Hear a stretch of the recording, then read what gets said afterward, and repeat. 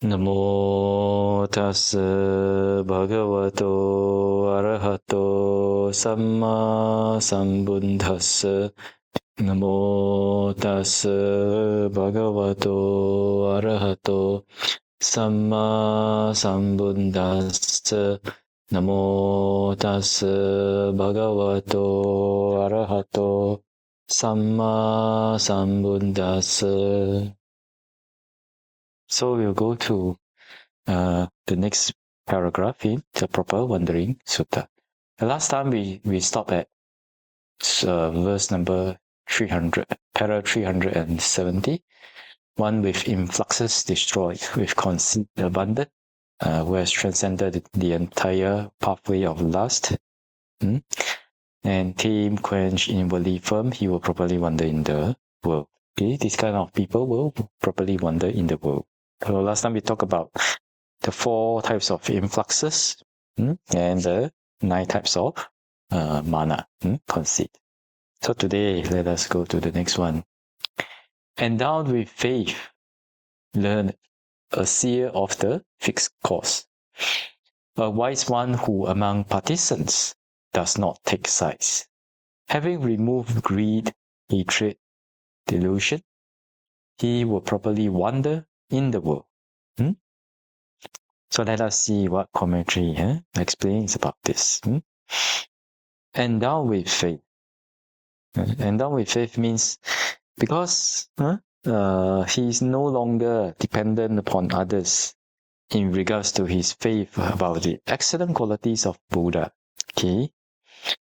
And therefore, a person like this possesses unwavering confidence, complete in all respects, and he has not arrived at this assertion through faith in other. Okay. And then learned means possessed of the supreme learning, because he has already finished the function of learning. He has nothing more to learn anymore. So usually like this is we are talking about the Arahant, the seer of the fixed course. So in this world which is deluded, many are deluded. So he is a seer of the path, which is a fixed course. This fixed course means the fixed course of rightness that leads to the city of the deathless, which is one who has seen the path, one who has attained path and fruition. Okay, therefore he is going to the fixed course already, like that. So who among partisans does not take sides? So who are the partisans? So the partisans are the believers of those of the 62 types of wrong view, as described in the Digha Nikaya, the first sutta, Brahmajala Sutta. Those are 62 types of wrong views that exist in the world. Okay, so there are those who believe those views and they hold on to their view tenaciously. And because of holding to their view tenaciously, and also a lot of them, they say that only what I believe is right, yours is wrong. So therefore the other side also say, only mine is right, yours is wrong, and therefore there are a lot of arguments because of this. In other suttas in the Suttanipāta, there are quite a few suttas, especially in the 4th chapter, that talks about quarreling, disagreement, debates, etc.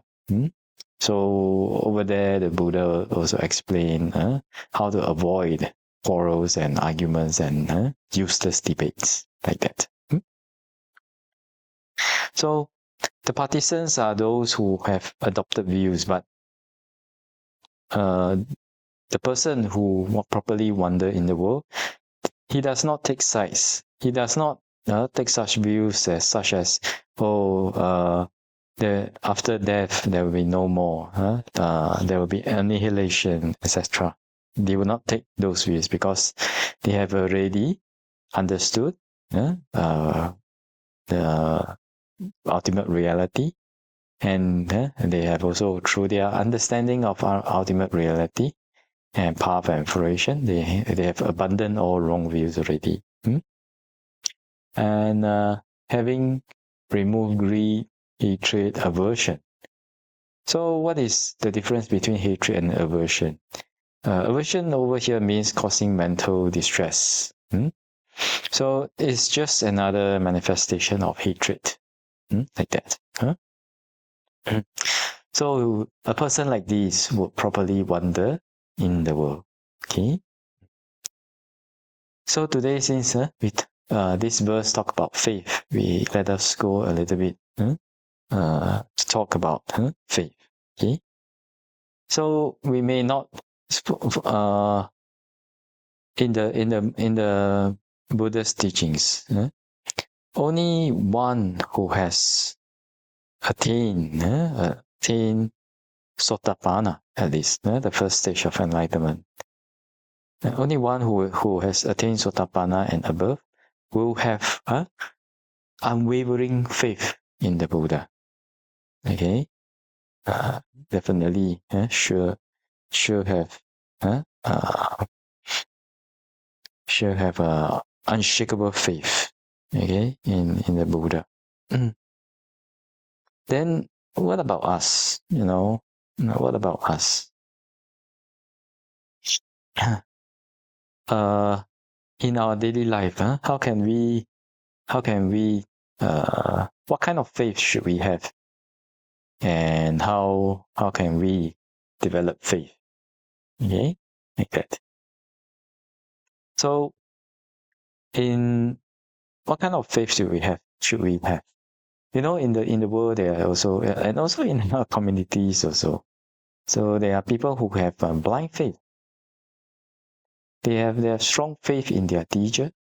They have strong faith in their teacher, and they offer so much to their teacher. Whether it's monastic or lay, they offer a lot to their teacher. They do a lot of service to their teacher, etc.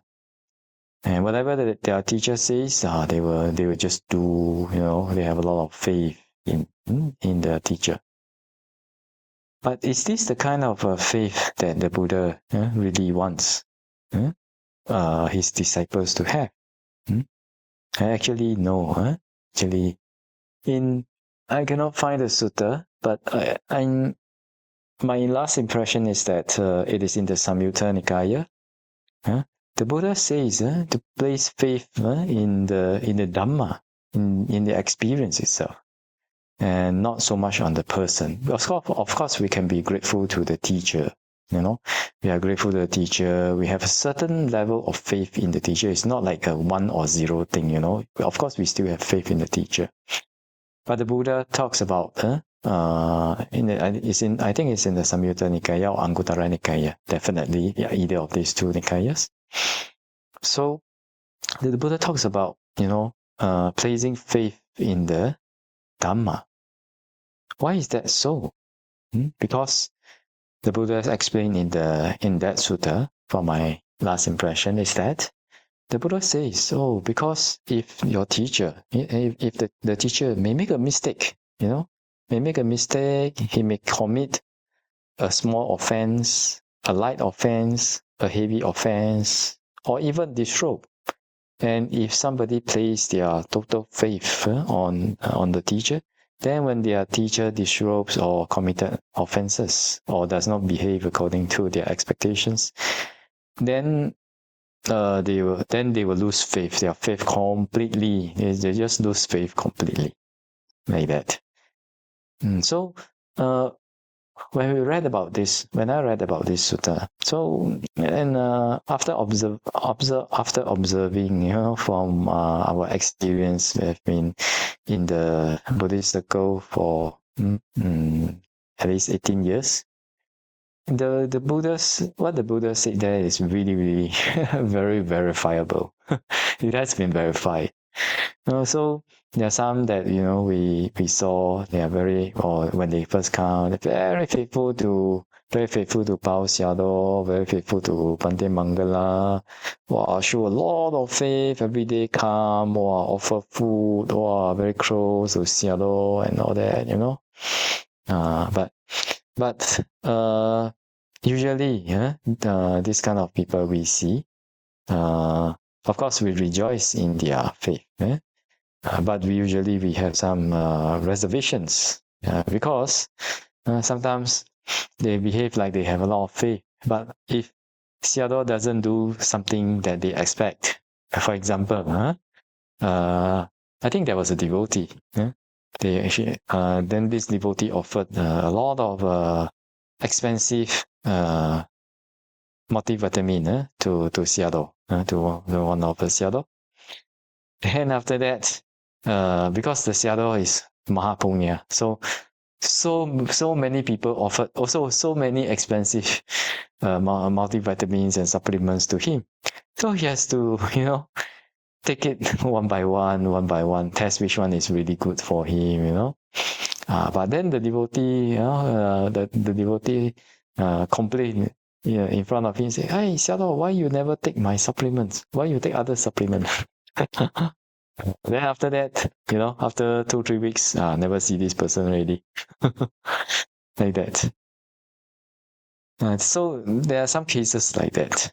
And also in the practicing, in the meditation circle, there are some who have a lot of faith in their teachers.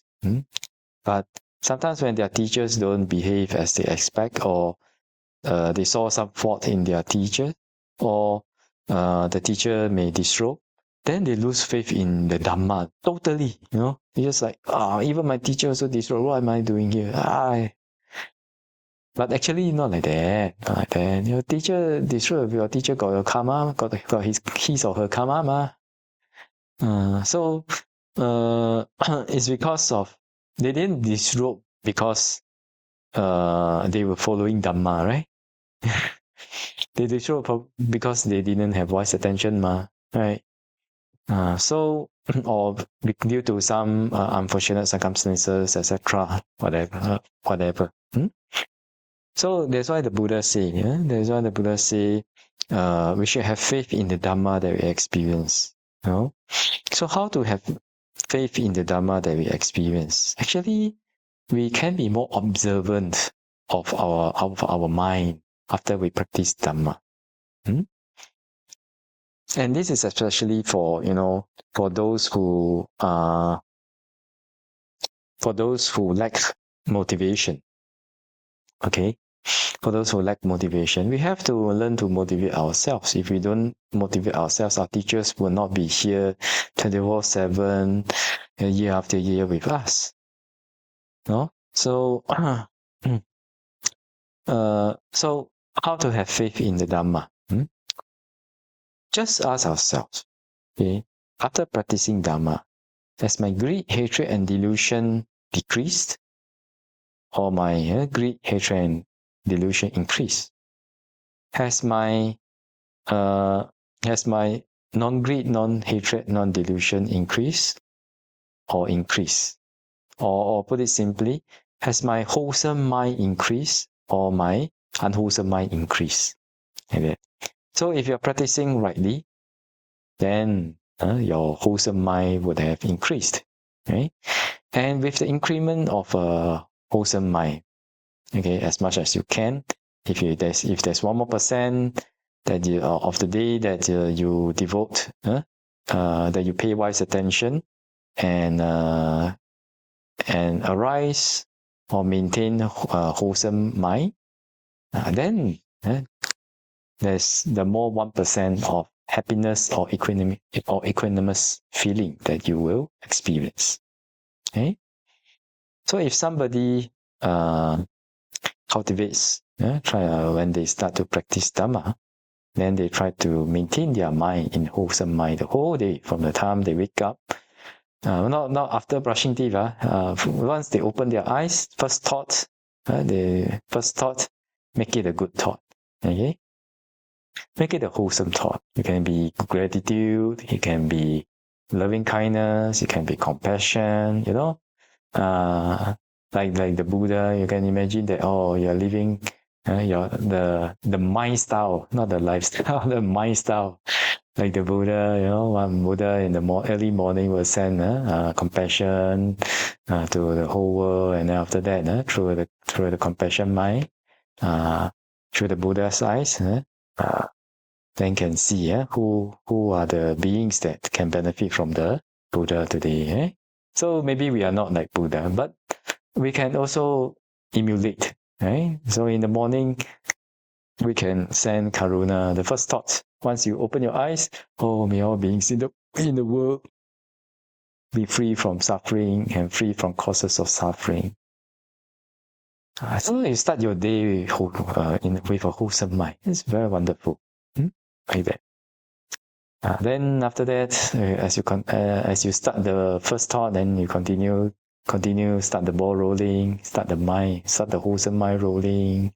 You may continue to send compassion mind.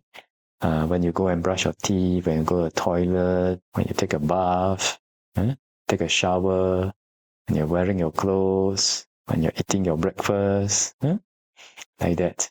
And with that compassion mind, maybe you can go out and work, or you go out for your exercise. If you're a retiree, maybe you go for your exercise, or walk in the park, etc. And in the park, we continue to abide in wholesome mind. Maybe it's metta, maybe it's compassion, whichever qualities that you want to develop for your happiness. Okay. Then after that, you go to work, go to study. During study, send loving kindness to the lecturer and the lecture theatre. And if you are going to work, send metta to the company, to your boss, to the colleagues, to your clients, etc. Like that.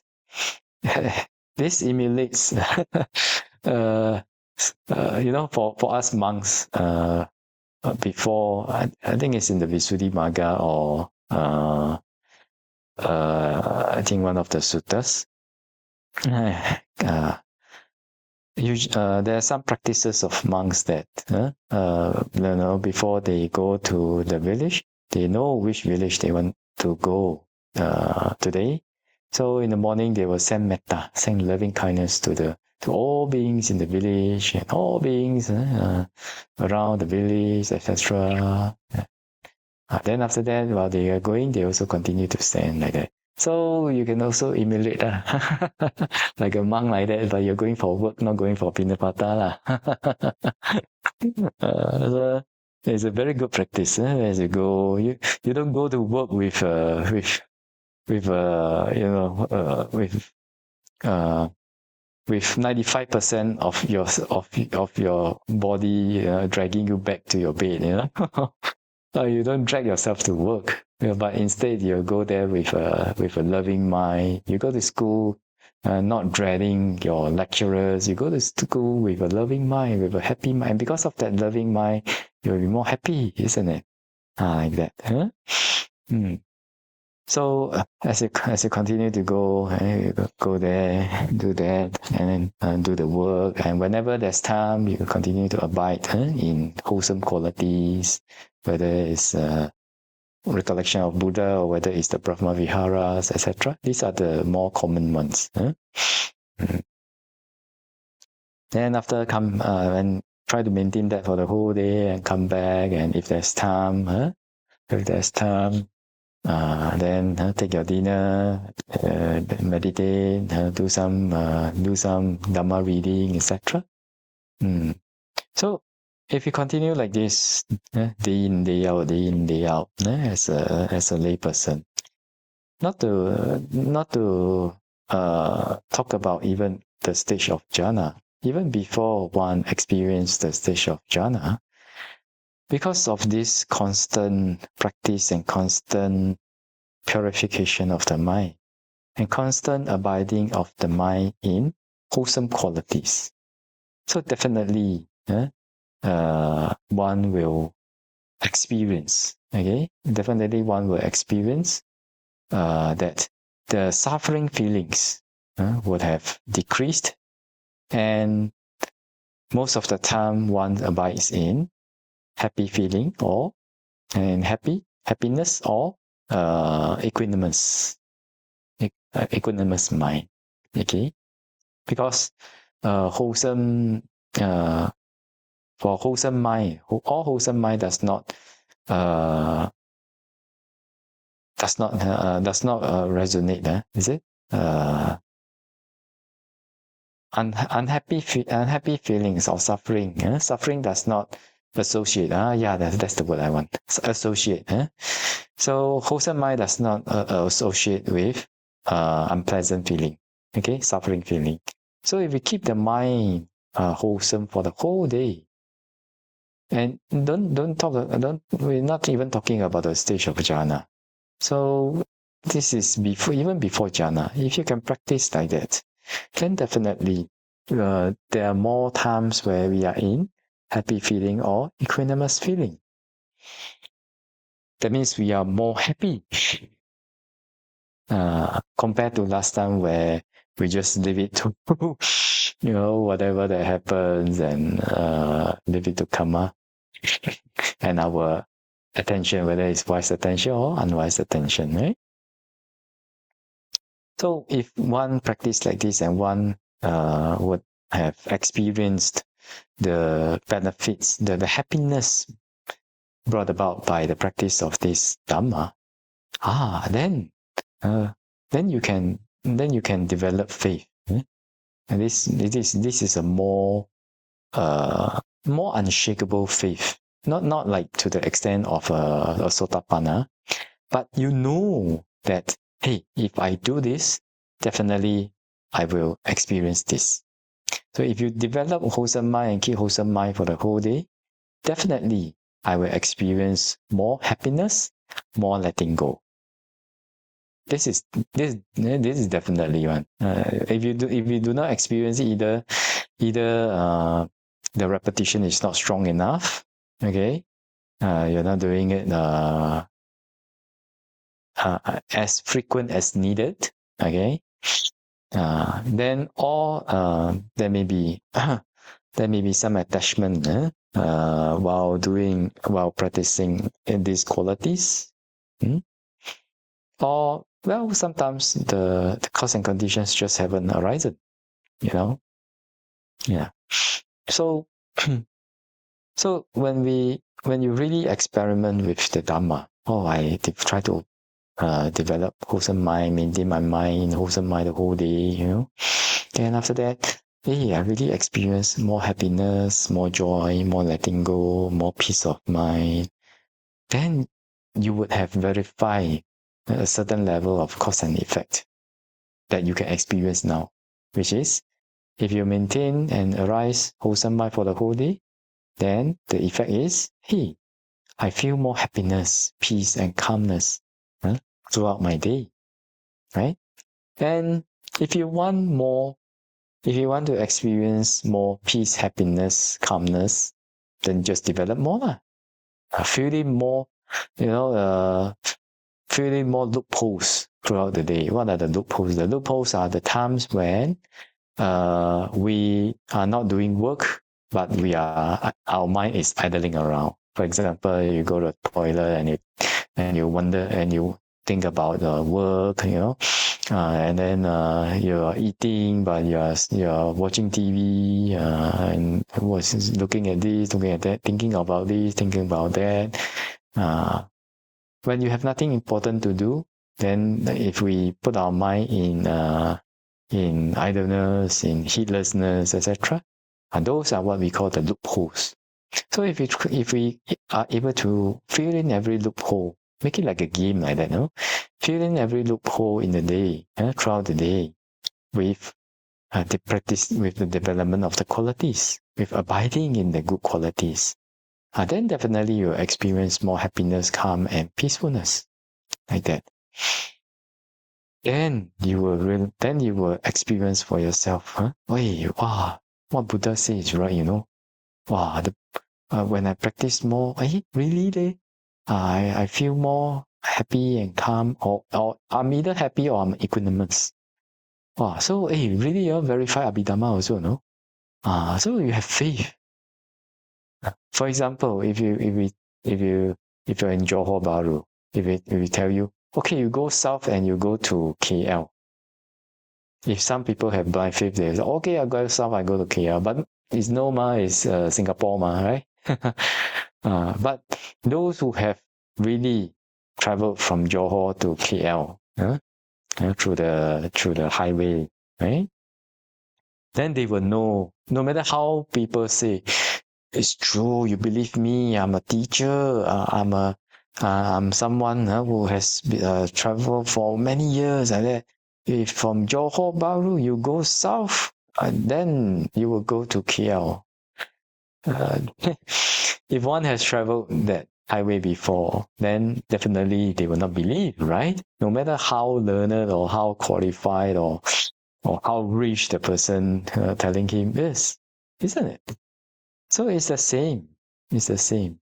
If we have experience in Dhamma, then we understand and experience the benefit of the Dhamma, then we have faith in the Dhamma. So when we have faith in the Dhamma that we experience, like that, then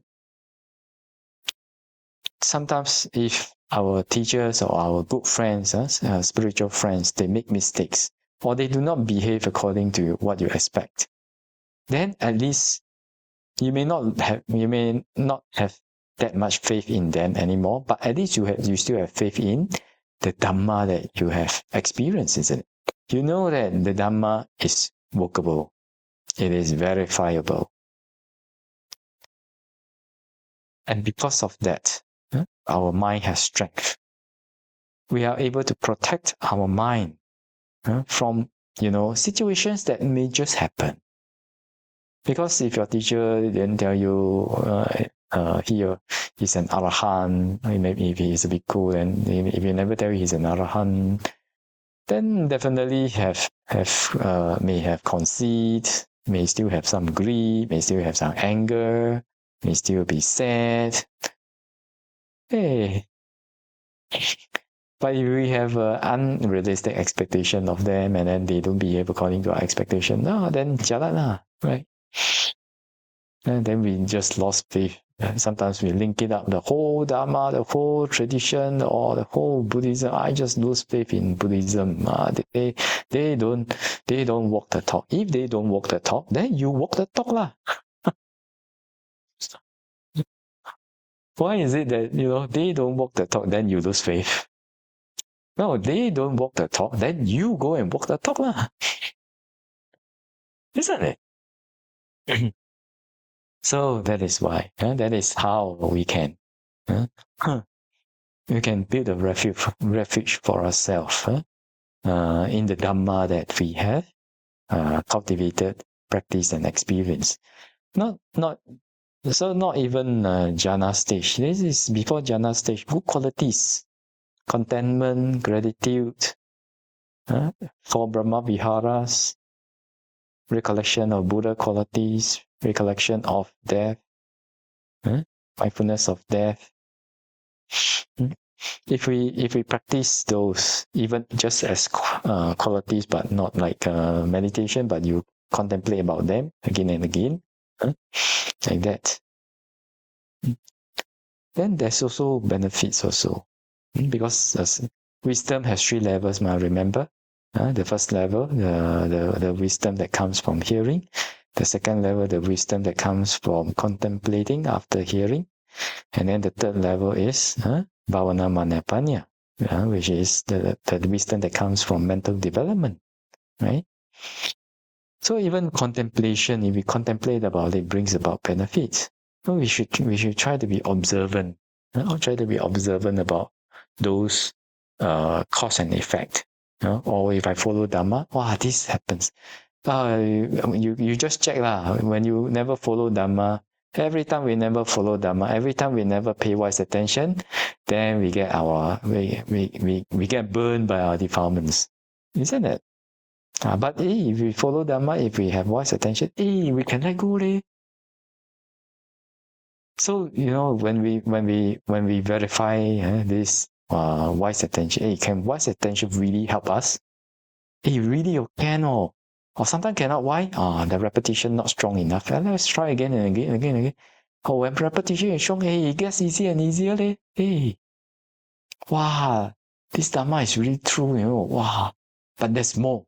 So of course, there's more lah. If you want to practice until jhāna, then please practice samatha meditation, like that. And if you want to experience letting go, then and realizing ultimate reality, then we have to practice vipassana. Ultimately, or hopefully, one can attain path, fruition, and Nipāta. And then when you attain Suttanipāta, then you have unshakable faith in the Buddha, like that. But in the present, if I haven't, I haven't got, not even got jhāna, maybe just still struggling with anapanasati. Then how to develop faith? This is the kind of faith that we can develop. So that we can continue on the path, so we can continue on the path in a very realistic way, because teachers make mistakes, and sometimes it's not the teacher's problem, sometimes it's our karma's problem. Karma's problem means sometimes our bad karma ripen, or the teacher's bad karma ripen. So, we may see or hear some things about the teacher, or hear some things from the teacher, see some things from the teacher that doesn't make sense to us, and then we may lose faith. For example, in Kuching, so one of our teachers, one of our meditation teacher, so he was accused by a meditator who lodged the complaint after he left. Okay, so he was saying that he lost faith in Buddhism, he lost faith in Dhamma. And what is the reason? Because he overheard the meditation teacher singing, so he lost faith, and he wrote a complaint letter to us. And we carry out an internal investigation. We asked the meditation teacher, did you ever? Somebody said you sing some songs or humming to the songs. Did you do that? And then he said, well, since I was very young, maybe like primary school or secondary school, there was once when I sang songs aloud among my friends, and then they complained about my very unpleasant voice. After that, I never sang any song until now. So he has a habit of not singing songs already since young. So how can it be that he's humming or singing songs now? Right? Like that. Yeah. So there are sometimes there's karma, what we call the splitting karma. I think we have explained about this before, splitting karma. Sometimes when splitting karma ripens, either to the teacher or to the student, anyway, it's between them. Okay, then the teacher or the student may see some things that is unpleasant, undesirable, or feel just maybe the teacher might do anything, but the student just feel aversion, still feel aversion, feel hatred, feel uncomfortable in front of the teacher, like that. Then because of that uncomfortable feeling, then unwholesome thoughts also starts arising and all that. Not because of that. Sometimes thoughts arise and feelings arise. Sometimes they are related, So because of that, then after that they just believe their thoughts and feelings, and they just lose faith in the teacher. there are cases. Yeah, we saw some cases like that also. That's why it's very important that whenever we feel uncomfortable, we have unpleasant feelings, unpleasant bodily feeling, unpleasant mental states, etc. Then don't believe the logic, don't believe ourselves, but it will arise. Don't suppress it. The thoughts, the feelings, they will arise. Let it arise. But they are just, understand that they are just cause and conditions. And it's not wise to believe oneself when one is in a state of emotional or physical suffering. And this is also according to how we live out the teachings in the Abhidhamma, the logic behind it. So if one can have wise attention, be aware of it, and understand, hey, maybe this is, if the teacher may do anything, but I have this feeling, maybe it's karma, either teacher's karma or my karma. So I don't believe myself first. Then continue to practice loving kindness, compassion, sympathetic joy, equanimity, etc. Purify the mind, keep the mind in wholesome states, in loving kindness. Love even those that make you that give you unpleasant feelings, etc. After that, after the feeling has gone, then you check yourself again. And usually, even if they do something wrong, but you can forgive, like that. So, if one can maintain wise attention in the face of negative emotions and suffering bodily feelings, then they will be less likely to be separated by the splitting karma, like that. But coming back to this issue of faith, is that if one has faith in the Dhamma that one has experienced, even if one accidentally lose faith in the teacher, but hopefully the mind, there's no anger to the teacher, but maybe just say, oh, maybe this doesn't work for me,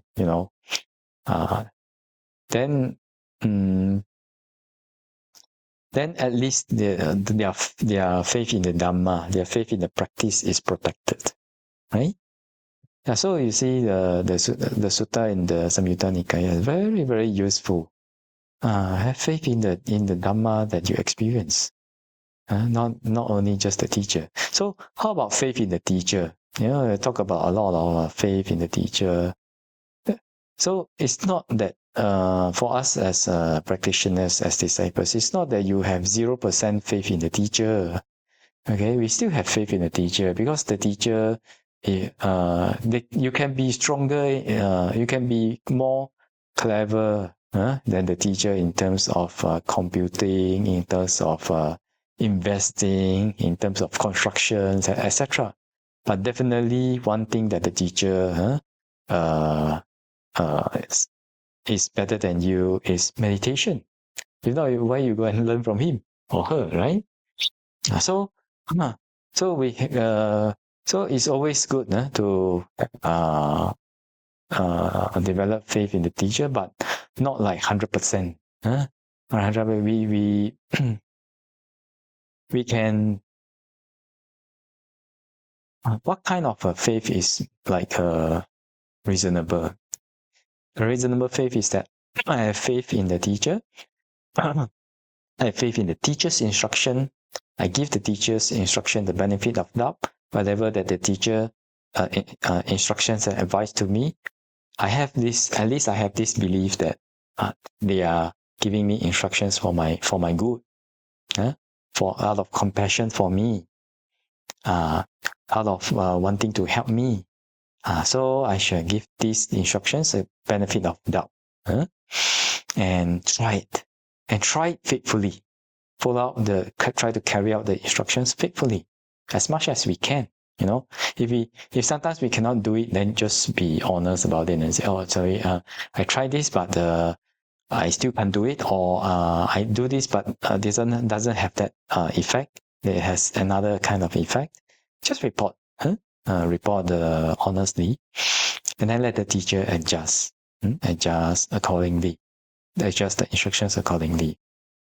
Then, if we have faith that, if the teacher is giving me these instructions based on their higher and longer experience of the Dhamma, so I should have faith in their instructions, and I should give it the benefit of doubt.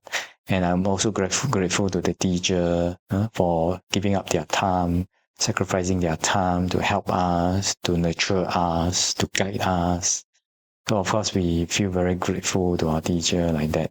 But always remember that, the teacher may also make mistakes, but sometimes it's not the teacher make mistakes. Sometimes we have unwise attention. So we also have faith in the Dhamma that we experience also, like that. So it's not like 0% faith in the teacher, not like that. Through continuous experimenting, continuous association with the teacher, you know how much you can trust that teacher. Okay, like that.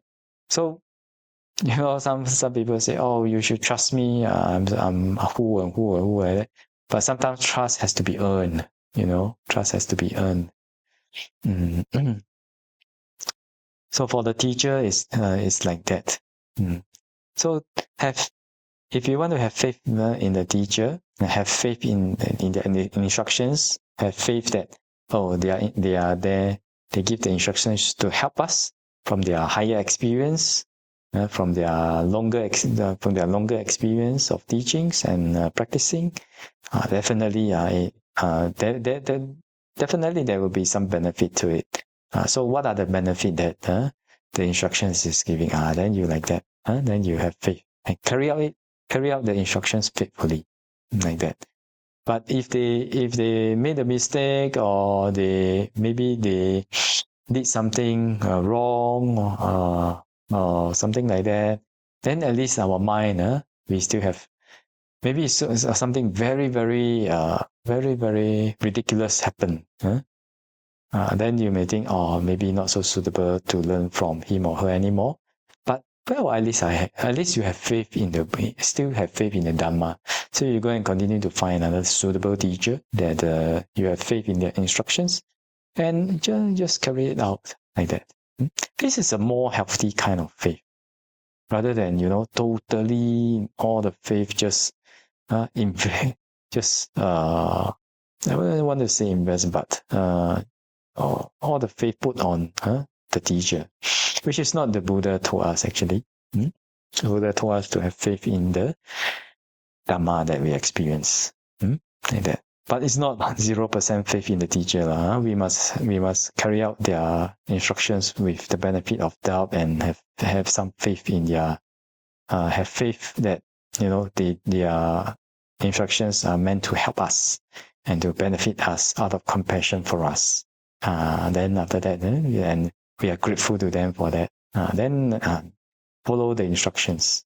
Okay, follow the instructions. If you have faith, please have faith in the instructions. Follow the instructions. Let the instructions help us. Like that. So that is why when we want to be a good student, we should empty the bowl. Empty the bowl and let their experience pour inside our bowl. If we go there with a bowl of soy sauce, and we say, this is my soy sauce, I took very many years to develop this soy sauce. Then if they put water or put the vinegar inside, it wouldn't taste good, isn't it? Like that. So we should always approach a teacher with a humble mind, with an open mind. They may say some things that you may have some doubt about, but never mind. Let's just continue to investigate, right? Continue to investigate, continue to discuss and learn. This is where we learn, isn't it? Yeah. So for us as practitioners, as disciples of the Buddha, this is one faith that is important for us. Okay, the faith that is dependent on our Dhamma experience. Everyone can experience this as long as we put in the effort to develop wholesome qualities and wise attention. So this is something achievable one, don't say Bhante always say about talk about the higher Dhamma, wow, like very far away, jhāna la, vipassana la, wow, this and that la. This one you can experience it now if you do it, if you practice it.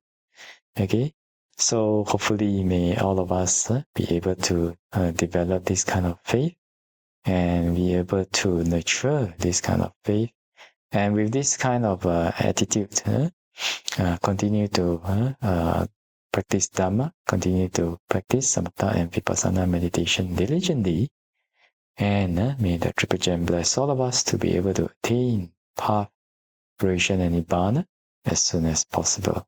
Sadhu, sadhu, sadhu. Okay, now let's share merits. Ettavata chamhehi sampadang punya sampadang sabbe deva numodantu sabba sampati siddhya. Ettavata chammehi sampadang punya sampadang sabbe bhuta numodantu sabba sampati siddhya.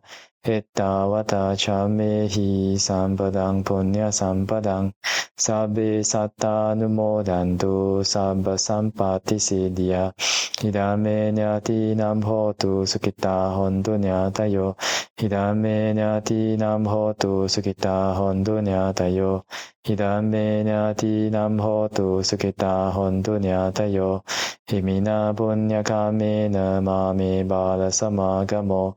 Satang samagamo hotu yavanimbana patiya. Idame punyang asavakaya vahang hotu. Idame punyang nimbānasa paccaya hotu. Mama punya bhagang sambasattanam bhajemi. Te sabbe me samang punya bhagang labantu. Sadhu, sadhu, sadhu.